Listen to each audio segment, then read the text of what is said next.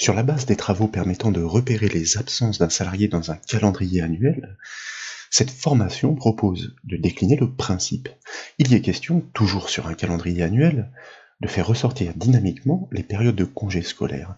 Ces dernières doivent s'adapter au choix de l'année et de la zone, comme ici, en sélectionnant une année pour laquelle les vacances sont référencées. Vous remarquez que instantanément pour la zone qui était prédéfinie, les périodes de vacances scolaires surgissent, et donc nous pouvons choisir de surligner une autre zone dynamiquement et automatiquement. Mais il doit aussi être possible de réunir toutes les vacances sur une même vue en prenant le dernier choix, toutes. Dès lors, les périodes se chevauchant doivent réagir dynamiquement selon une couleur définie par la légende. Vous l'avez remarqué, ce calendrier est adapté au cycle scolaire. Il débute bien à partir du mois de septembre et non du mois de janvier. Fort naturellement, pour réaliser ces travaux, nous proposons de réceptionner le classeur offrant les données et la construction automatisée du calendrier scolaire annuel. Comme toujours, il est offert au téléchargement depuis le site bombache.fr. Il est constitué de plusieurs feuilles et c'est la feuille calendrier qui est active par défaut. On y retrouve la représentation des mois, à cheval donc sur 2 années, ici en l'occurrence 2019 et 2020 pour respecter le cycle scolaire. Le calendrier offre donc la représentation des mois de septembre à décembre 2019 et de janvier 2020 à août 2020. C'est sur ces mois que nous devons bâtir des règles de mise en forme conditionnelles. Elles doivent faire réagir les périodes en fonction de l'année désignée en BD8 à l'aide de la première liste déroulante et de la zone choisie dans la seconde liste déroulante en BD11. Pour poursuivre la visite en bas de la fenêtre Excel, je vous invite à cliquer sur l'onglet Vacances pour activer sa feuille. Cette feuille livre un tableau archivant toutes les dates des vacances scolaires pour les 3 zones et pour les périodes de 2019 à 2020 et de 2020 à 2021. Les règles de mise en forme conditionnelle doivent donc s'y référer pour établir la correspondance avec les dates du calendrier de l'année scolaire choisie. De la même façon, si vous activez la feuille jour férié du classeur, vous notez que ces journées particulières sont énumérées de l'année 2019 à l'année 2024.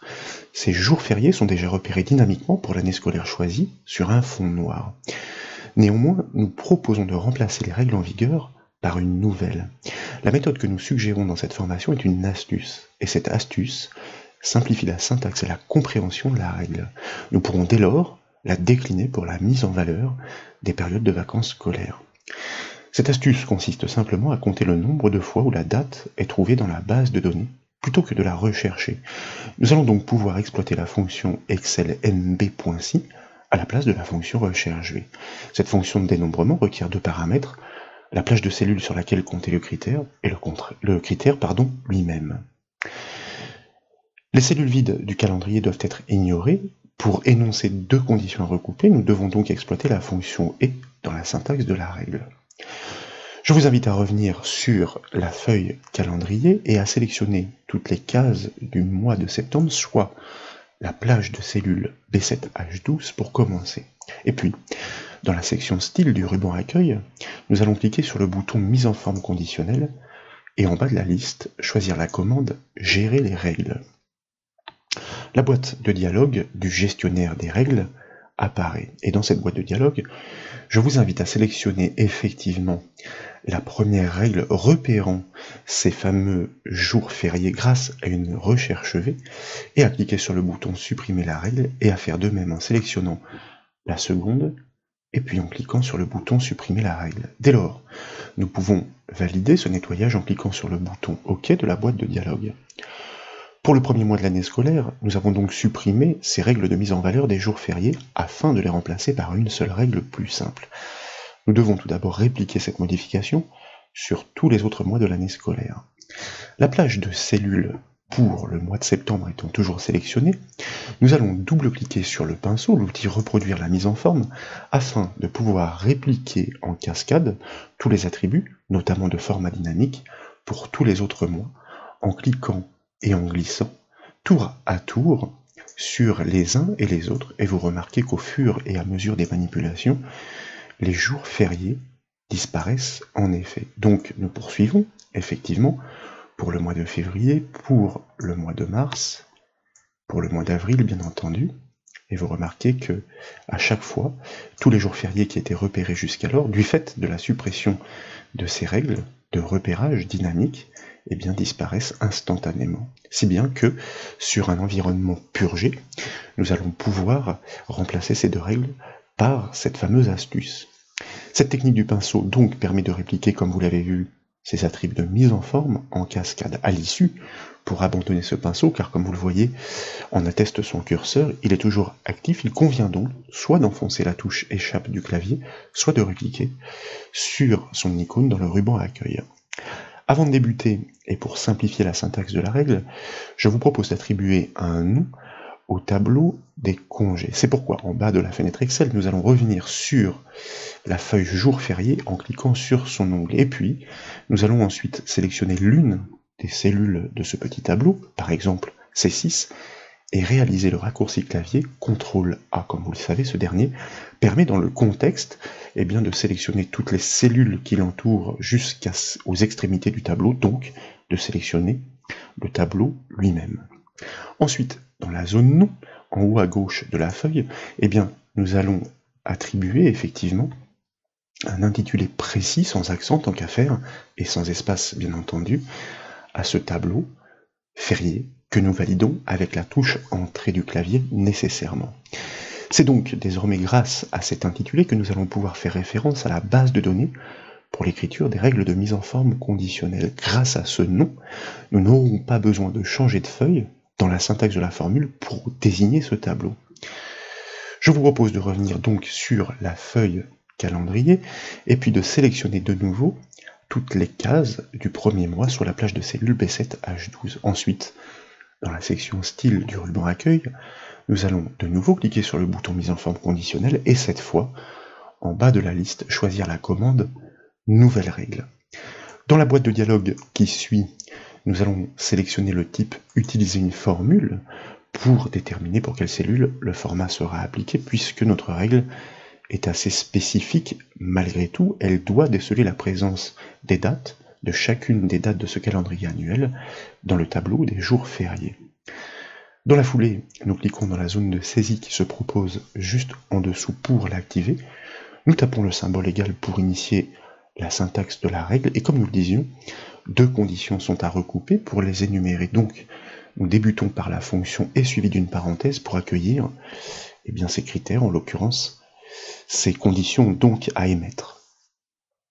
Pour la première, nous allons désigner la toute première date du calendrier annuel, car je vous rappelle qu'une mise en forme conditionnelle doit raisonner chronologiquement, c'est-à-dire passer en revue toutes les dates, dans la mesure où effectivement cette cellule ainsi définie n'est pas figée. C'est pourquoi nous allons enfoncer 3 fois de suite la touche F4 du clavier pour la libérer complètement. Ainsi, les $ qui encadraient les coordonnées de la cellule disparaissent.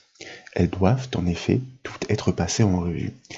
La cellule doit donc se déplacer en même temps que l'analyse de la mise en forme conditionnelle s'opère. Ensuite, je vous propose de taper le symbole inférieur suivi du symbole supérieur pour l'inégalité à vérifier. Quelle est-elle? Nous allons taper 2 guillemets pour nous assurer tout d'abord que cette cellule est bien une date, donc qu'elle n'est pas vide, car comme vous le constatez, certaines effectivement ne sont pas remplies du fait qu'un mois ne commence pas nécessairement par le premier jour de la semaine. Et puis, nous tapons un point-virgule pour poursuivre l'énumération des critères. Il s'agit de vérifier la présence de la date en cours d'analyse dans le tableau des jours fériés. Nous allons la compter en quelque sorte grâce à la fonction nb.si que nous saisissons, suivi d'une parenthèse, pour accueillir ces arguments, la plage de cellules sur laquelle opérer et le critère à vérifier sur cette plage. La plage de cellules, nous l'avons nommée, elle se nomme férié, sans accent. Sur cette plage de cellules, que devons-nous faire? Point virgule, compter le critère, vérifier la présence de la date. Quelle date?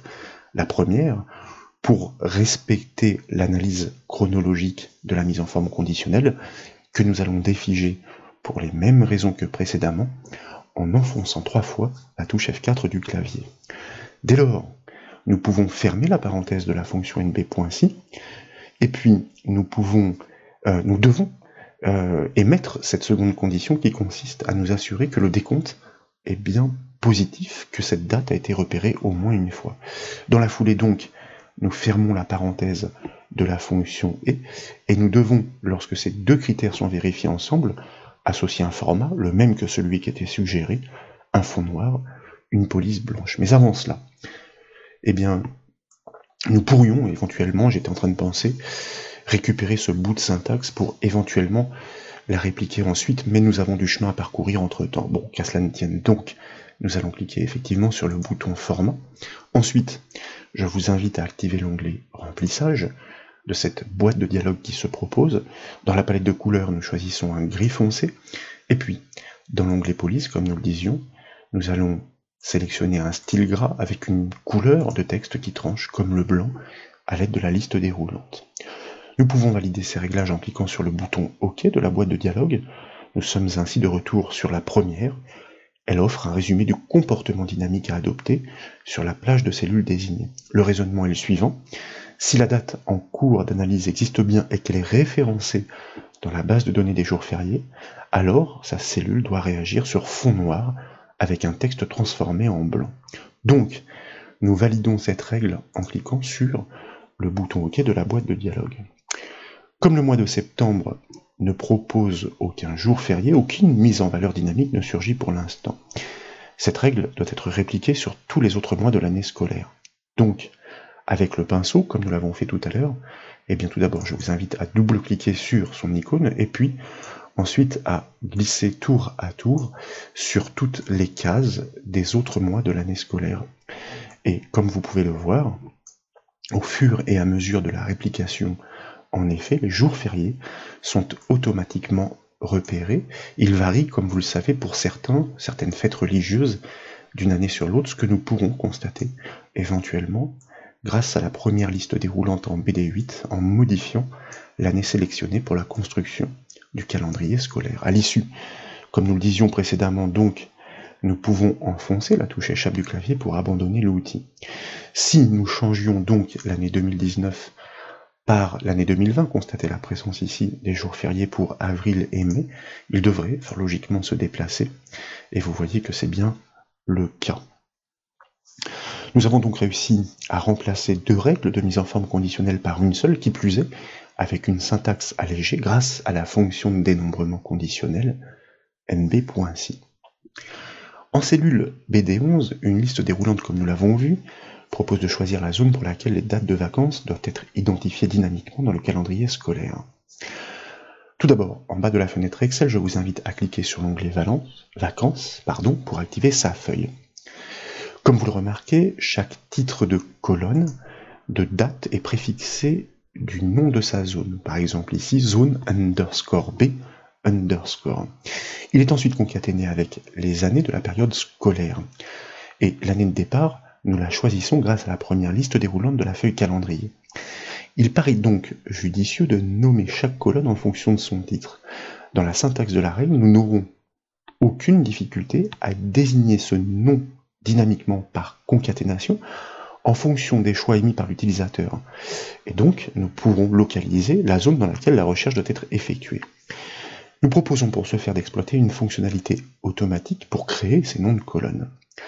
Tout d'abord, nous allons sélectionner l'une des cellules du tableau, B3 par exemple. Comme précédemment, nous réalisons le raccourci clavier CTRL-A, ce qui a pour effet de sélectionner intégralement le tableau. Et en haut de la fenêtre Excel, nous allons cliquer ensuite sur l'onglet Formule pour activer son ruban. Et dans la section Non définie de ce ruban, nous allons cliquer ensuite sur le bouton Depuis sélection. Une boîte de dialogue apparaît, elle propose d'attribuer automatiquement des noms en fonction des intitulés situés aux extrémités. Ceux de gauche ne nous intéressent pas, il s'agit bien des éléments de date de la première période scolaire. En revanche, ceux de haut nous intéressent. Donc nous décochons la case colonne de gauche et nous conservons la case ligne du haut. De cette manière, nous indiquons à Excel de nommer chaque colonne du tableau en fonction des titres situés en haut des rangées respectives.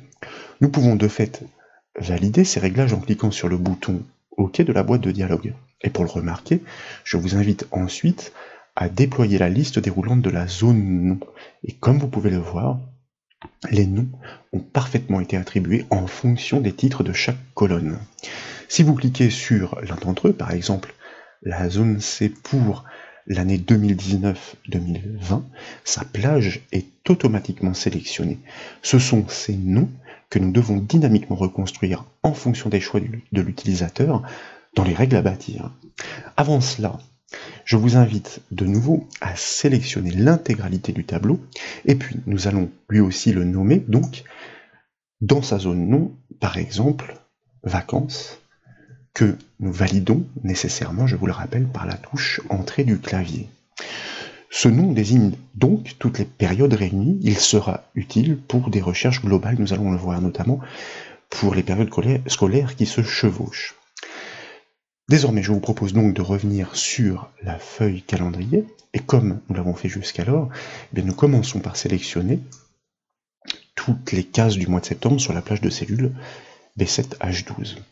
Ensuite, dans le ruban Accueil, section Style, nous cliquons sur le bouton Mise en forme conditionnelle.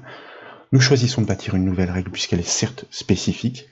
Dans la boîte de dialogue qui surgit, nous sélectionnons le type Utiliser une formule. Nous cliquons dans la foulée dans la zone qui se propose pour la sélectionner. Nous tapons le symbole égal pour initier la syntaxe de la règle. Et puis, comme nous l'avons fait tout à l'heure, nous commençons par la fonction et afin de pouvoir énumérer les conditions à recouper ensemble. Je vous invite ensuite à taper la fonction de dénombrement conditionnel suivie d'une parenthèse, soit nb.si, et comme il s'agit de pouvoir pointer sur une plage de cellules dont nous allons reconstruire le nom, mais dans un premier temps de façon textuelle, nous allons exploiter la fonction indirecte pour exploiter ce nom reconstruit non pas comme un texte, mais comme les coordonnées de la plage. Cette plage, quelle est-elle? Elle commence effectivement par le préfixe de la zone choisie. La règle que nous souhaitons bâtir ici concerne, dans un premier temps, la zone A. Donc, entre guillemets, nous allons effectivement respecter, tel que les préfixes sont proposés en en-tête de base de données, et bien répliquer le début de ces noms, zone underscore A, underscore, et nous fermons la double cote puisqu'il s'agit de concaténer ce préfixe avec l'année, un underscore, et l'année suivante pour la référence à la période scolaire. Donc, le et commercial touche 1 en haut à gauche du clavier, l'année choisie, qui est définie en BD8, que nous conservons figé car il s'agit d'une cellule de référence.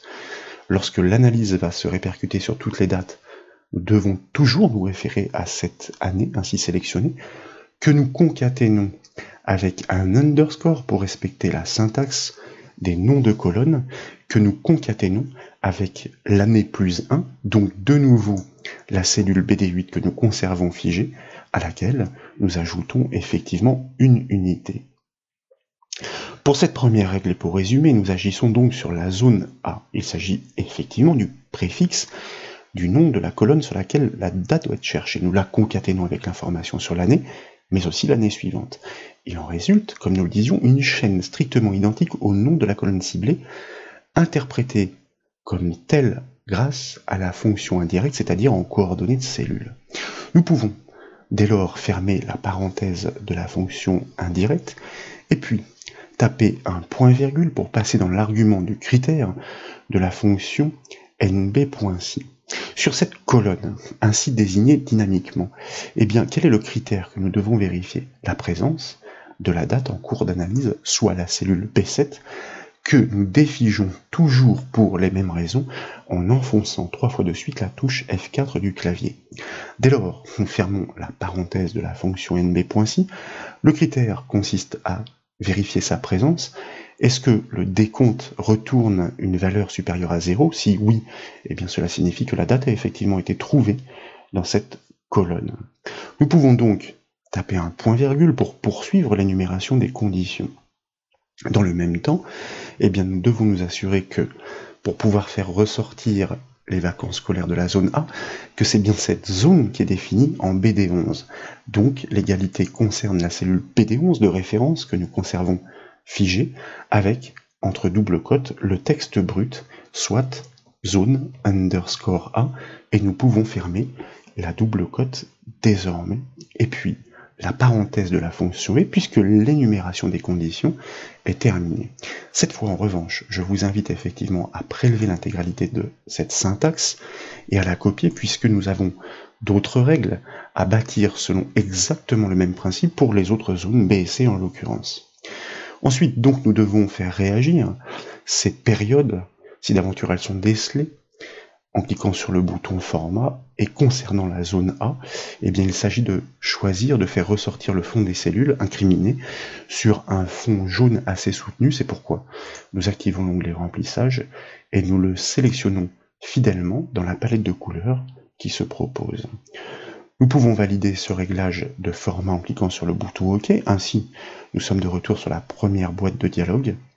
Elle indique explicitement que si la date est trouvée dans la zone A, supérieure à 0, pour l'année scolaire désignée, que nous avons donc bien concaténée, son arrière-plan se remplira d'orange. Il est conseillé donc, comme je vous le disais, à ce stade de bien prélever cette syntaxe pour éviter de devoir la reconstruire intégralement. Nous pouvons valider en cliquant sur le bouton OK de la boîte de dialogue. Pour le mois de septembre, rien ne réagit pour l'instant, il s'agit en effet du mois de la rentrée des classes. Nous répliquerons ces attributs lorsque toutes les règles seront bâties. C'est pourquoi, puisque la plage est encore sélectionnée, eh bien, je vous propose de repasser par le bouton mise en forme conditionnelle, de choisir une nouvelle règle, d'utiliser une formule, de coller la syntaxe et d'adapter cette dernière à la zone dans la partie gauche et dans la partie droite de l'expression, zone A par zone B, et zone A de nouveau par zone B. Lorsqu'il s'agit de la zone B, nous devons appliquer un fond vert. Nous cliquons sur le bouton format, nous le choisissons dans la palette et puis nous validons par OK. Nous réitérons exactement le même processus puisque la plage est toujours sélectionnée en utilisant une formule et en collant la syntaxe que nous adaptons en remplaçant la zone A cette fois-ci par la zone C. Et comme l'indique la légende pour la zone C, eh bien nous devons choisir un orange assez soutenu, ce que nous faisons dans la palette de couleurs qui se propose, et nous validons donc à 2 reprises. Avant de reproduire l'ensemble des règles sur l'ensemble des mois de l'année scolaire, il est préférable de les avoir toutes construites, et nous souhaitons, comme l'indique la dernière couleur de la légende, faire ressortir les dates communes dans un fond de couleur explicite. Ce fond doit surgir lorsque l'utilisateur choisit la zone toute dans la deuxième liste déroulante en BD11. De fait, les périodes indépendantes doivent continuer de réagir dans leur propre couleur. 4 règles, quasiment identiques, sont encore nécessaires. La plage B7H12 étant toujours sélectionnée, eh bien, je vous invite à cliquer sur le bouton mise en forme conditionnelle, certes, mais cette fois-ci, à cliquer sur le bouton gérer les règles, car ainsi, nous pourrons les construire toutes dans l'enchaînement sans devoir repasser par la feuille Excel. Et puis, nous allons cliquer sur le bouton nouvelle règle, utiliser une formule, coller la syntaxe dans un premier temps. Nous conservons tout d'abord l'expression que nous avions construite pour déceler la présence de la date en cours dans la période de la zone A pour l'année scolaire ainsi définie, mais cette fois-ci, nous cherchons à savoir si le choix de l'utilisateur pour les zones s'est porté sur le dernier, toutes, de manière à pouvoir toutes les regrouper sur une même vue, et bien entendu, faire ressortir les périodes se chevauchant. Dans ces conditions, je me permets de prélever la syntaxe. Comme l'indique de nouveau la légende, eh bien, nous devons faire surgir le fond, le remplissage sur un fond jaune que nous validons, et puis que nous validons une deuxième fois pour effectivement intégrer cette règle dans l'énumération. Dans la foulée donc et dans l'enchaînement, nous cliquons sur nouvelle règle, nous utilisons une formule, nous collons cette syntaxe que nous venons de copier, nous adaptons cette fois uniquement la zone dans la partie gauche de l'expression, zone B. Nous souhaitons faire ressortir sur fond vert toutes les périodes qui ne sont pas communes dans la mesure où le choix s'est porté sur le dernier. Nous validons une première fois et une deuxième fois. Nous créons une troisième règle, il en reste 2, pour cette fois-ci pouvoir porter notre analyse sur la zone C dans la mesure où le choix est toute. faire ressortir le fond sur une couleur orange, nous validons une première fois, une dernière, et enfin, la dernière règle, quasiment la plus importante, donc celle qui permet de mettre en lumière toutes les périodes recoupées. Donc, dans la mesure où effectivement, eh bien, notre liste déroulante, notre choix dans la deuxième liste déroulante est le dernier, soit toutes, mais dans le même temps, eh bien, il s'agit de nous assurer que la date en cours d'analyse est comptée plus d'une fois dans la base de données de l'ensemble des périodes scolaires. Je vous rappelle que nous l'avons nommé vacances, donc nous allons utiliser ce nom grâce à la fonction nb.si, ce qui permet de considérablement simplifier la syntaxe. Par son nom, donc, eh bien, nous désignons cette base de données. Nous souhaitons faire l'analyse, le décompte, sur le tableau qui s'appelle vacances. Le décompte selon quels critères? Eh bien, une fois encore, sur la date en cours d'analyse, que nous devons défiger toujours pour les mêmes raisons.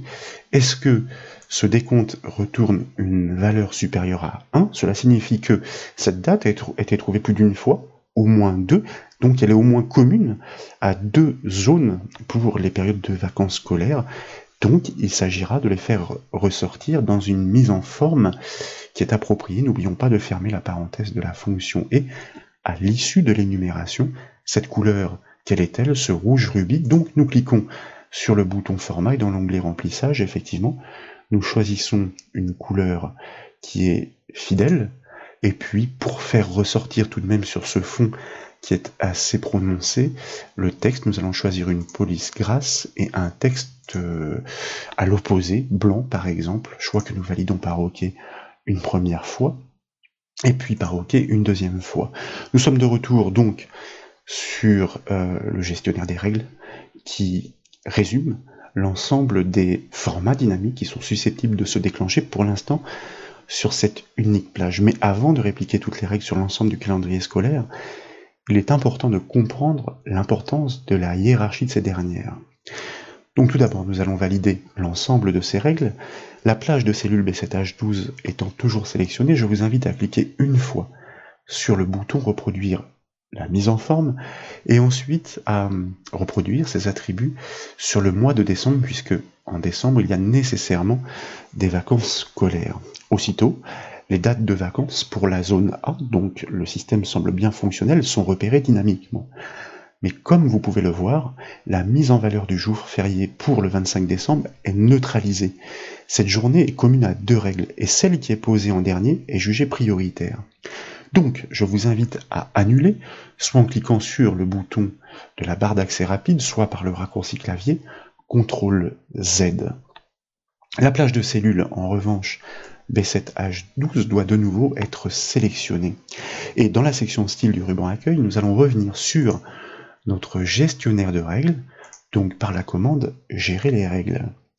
Pour constater que, effectivement, dans la hiérarchie, vous voyez que notre règle de format dynamique pour repérer les jours fériés se trouve en bas de la liste.